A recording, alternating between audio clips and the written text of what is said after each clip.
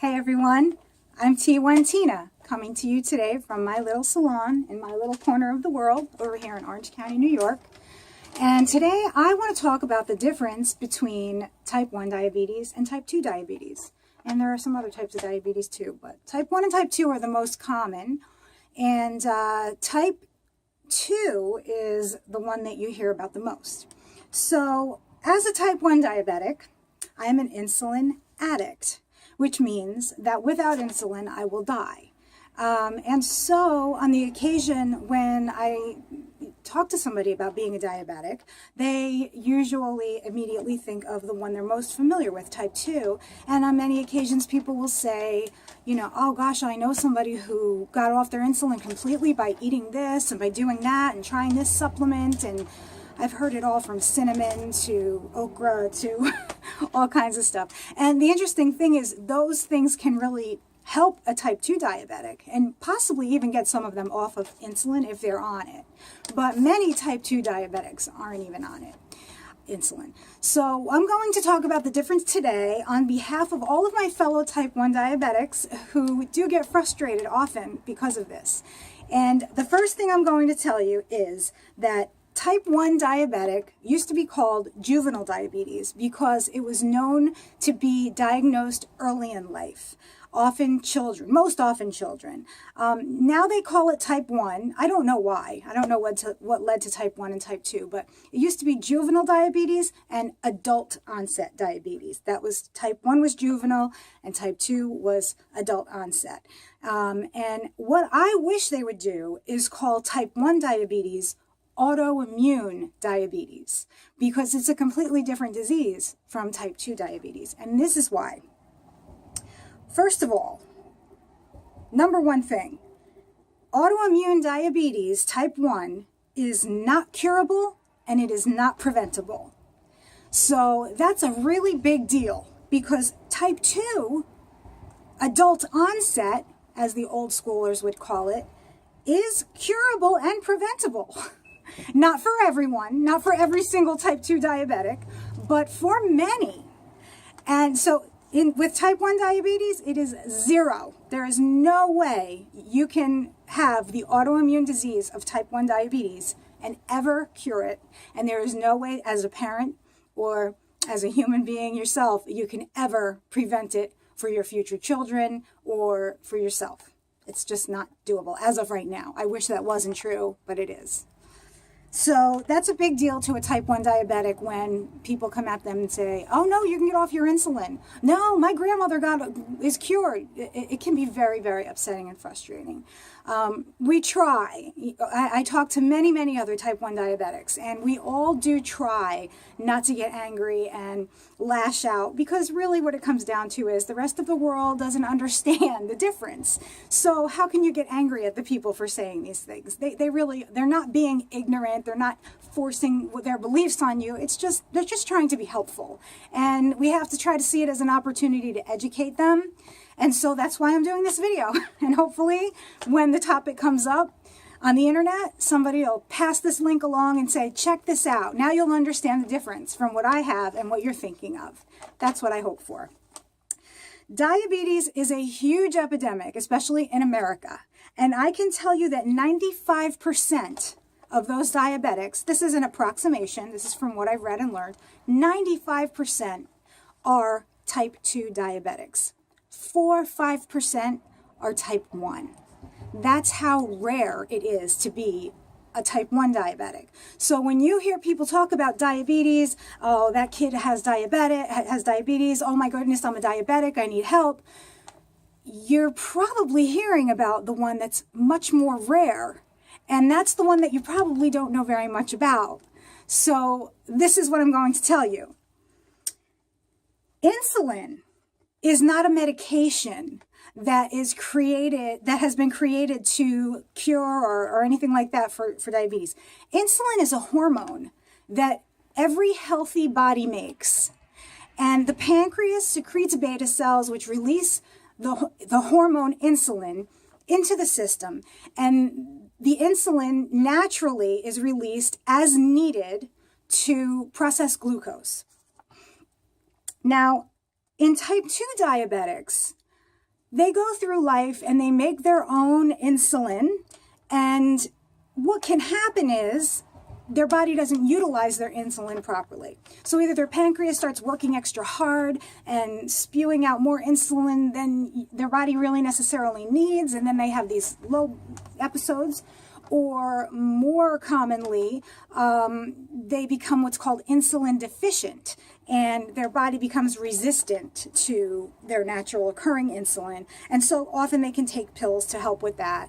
On the rare occasion that type 2 diabetes has gotten out of control to the point of needing insulin, that will happen. They will need to inject insulin. But usually that's after quite a bit of time of maybe neglect to the disease, or neglect to properly medicate and exercise and lose weight and that kind of a thing.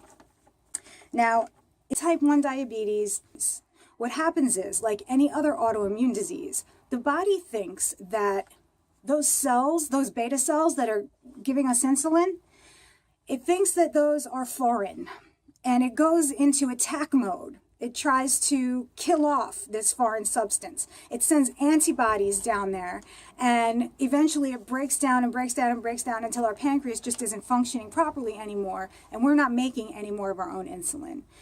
Most of us are making none. In some cases, they're learning now through studies that some type 1s still have a little bit of beta cell production. And so they have a lot of experimental stuff happening with that.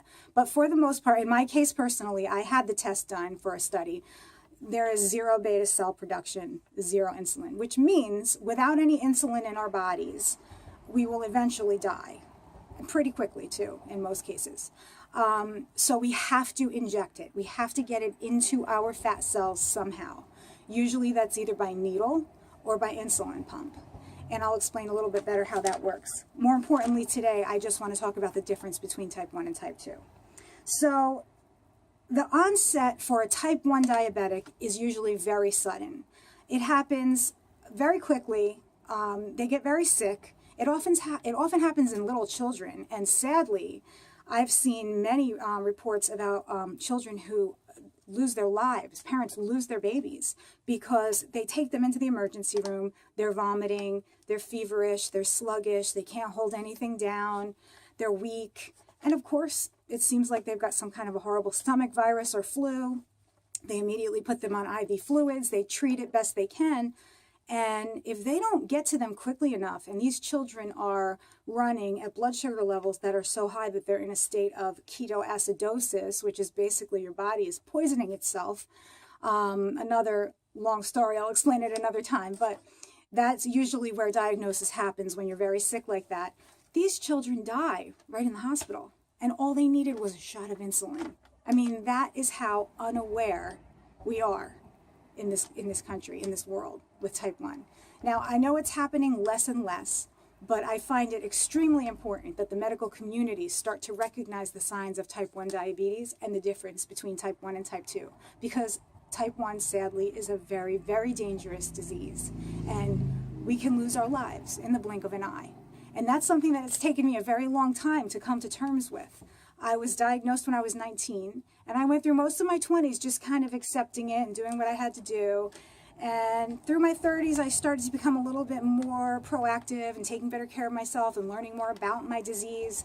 But it wasn't until recently, I'm now 45, it wasn't until within the last 5 or 10 years that it dawned on me, probably because of my group on Facebook and all of the other diabetics that I talk to online and share experiences with. I started to realize that as a type 1 diabetic, we really are truly just one bad dose away from death.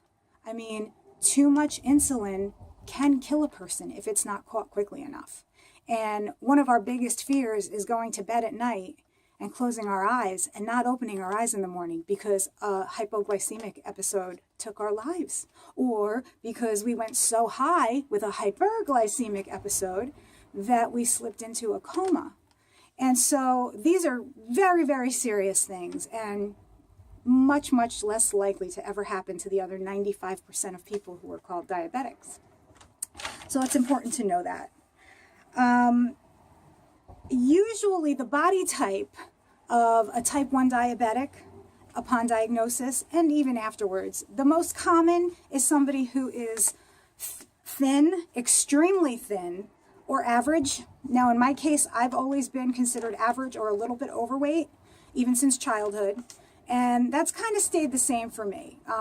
During pregnancy, after pregnancy, I got pretty heavy, but eventually took a lot of it off. And I've always kind of just been in that place personally where I have felt that, 20 pounds, 30 pounds, 10 pounds, depending on where I'm at, would get me to my ideal weight. So I've always kind of been a little overweight, but fortunately I've never been severely overweight or obese, at least not for any lengthy period of time other than immediately during or after pregnancy. And that's the most common thing with type 1 diabetics, is we tend to not be obese. There are some type 1s who can get very heavy.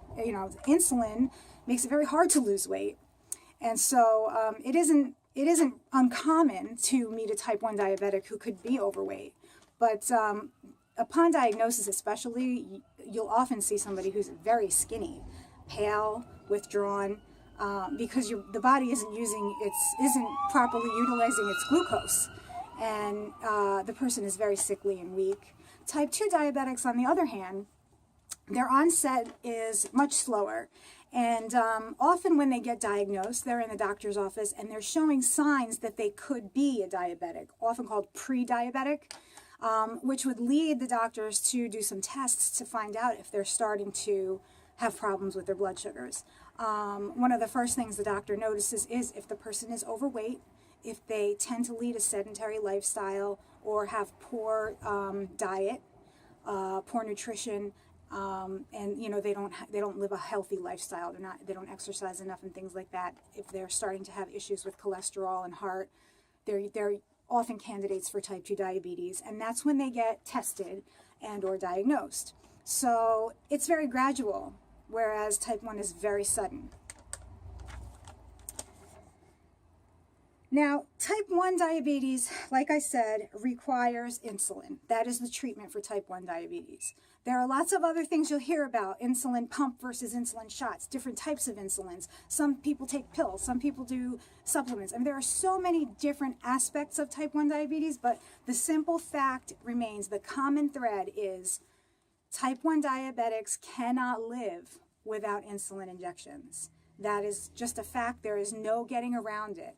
We can diet until the cows come home. We can run a marathon. We will forever need to take insulin, or we will die without it. That's just how it is, because the body needs insulin, no matter how healthy you are. Like I said, a healthy body produces its own insulin, lots of it, as needed. So even if I never ate any food that would require me to take a decent amount of insulin, I still need it. My body needs it to regulate regulate hormones in other ways and regulate my blood sugars. There are so many other factors that come into play. So that is the one thing to treat type 1 diabetes. No doubt about it, no getting around it. Insulin must be supplemented. The required treatment for type 2 diabetes is basically a controlled diet, regular exercise, and often pills. That's how it gets started. Now, if a patient finds out that their blood sugar numbers aren't looking good, they're pre-diabetic, or perhaps their blood sugar is really out of whack and they're full type 2 diabetic, they can make some major lifestyle changes. They can use some of these great supplements that are out there or food sources, and they can turn it around. They can cure themselves so that they don't have to ever even take medication anymore in some cases. Somebody who neglects to do that could wind up on insulin, because what will happen is the body will just get so tired of producing and not utilizing properly that they will need to give it to themselves from some other source other than their own body. So that's another whole complex, of